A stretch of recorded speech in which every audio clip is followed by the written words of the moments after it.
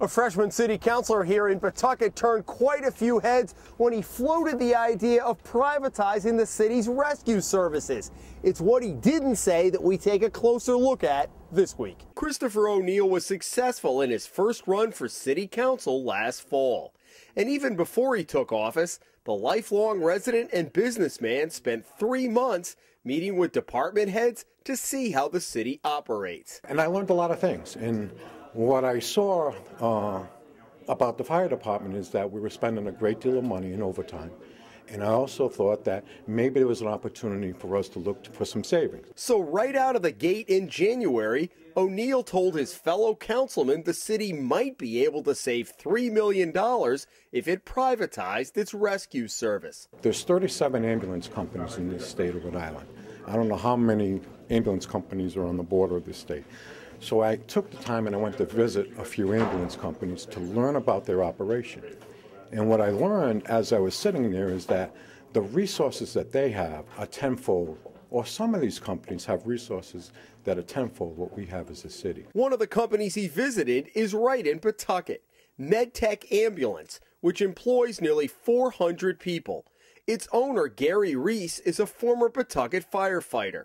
What O'Neill didn't disclose at the first council meeting is that Reese is a friend and a neighbor of O'Neill's, who lives 3 doors down and across the street from the new councilman in the city's countryside section.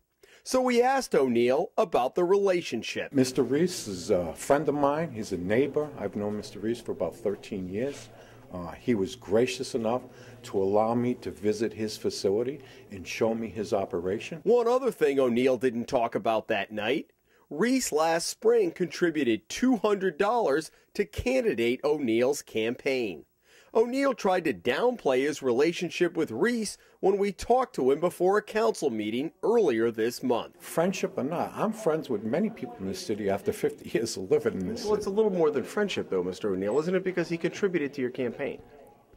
I had hundreds of people contribute to my campaign. No, but the fact is he's a potential vendor, and he gave you $200 last April to your campaign. So if you had, I mean, obviously, but not a lot of people are in the position of a business that potentially could be coming before you and other councilors for decisions. So I'm wondering at that point whether it would have been, you know what, I know him, he's my friend, and I also have a financial relationship with him. Because isn't a lot of it the perception? Well, I take offense that when you say I have a financial relationship with him.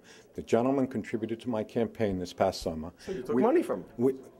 I took money from hundreds of people to support my campaign. Reese also contributed to now Mayor Donald Grebian, donating $200 to Grebian's campaign for council 2 years ago and $125 to his race last year, and renting him a building Reese owns on Armistice Boulevard that Grebian used as his campaign headquarters.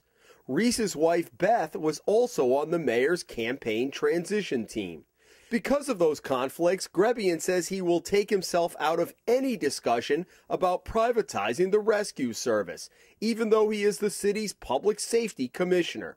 And Reese tells the Hummel Report, because of recent publicity linking him and O'Neill, MedTech will not bid if the city does decide to explore privatizing the rescue service. This is going to take months for us to review. And if the administration comes back and says it's not the right thing to do, I'll be the first guy to support them and tell them we shouldn't do it. But you understand, we didn't hear when you announced it, $3 million and there's a private, bring in a private rescue. You didn't say, and by the way, I have a personal relationship with Mr. Reese. I've accepted money from his campaign, and I understand you did from others. But you know what the perception is out there, that if that money buys action, whether it's $200, $1,000, $50. Well, just so you know, I've never been involved with politics before. Money will never buy action from me. The fact that people are going to make innuendos that I'm doing this because of relationship is wrong. And I'm really upset about that. And I'm upset that people in the press are making this out to be more than what it should be. Yeah, but if you had said at that first meeting, couldn't you have just... You keep going back to the first meeting. If I should have said, no. That was my first meeting as a politician. Yeah, but now you're in the big leagues, right? I guess so. Do you take offense when people draw that conclusion? Absolutely. Absolutely. It's a shot at my integrity, and I think that's wrong. In Pawtucket, Jim Hummel for the Hummel Report.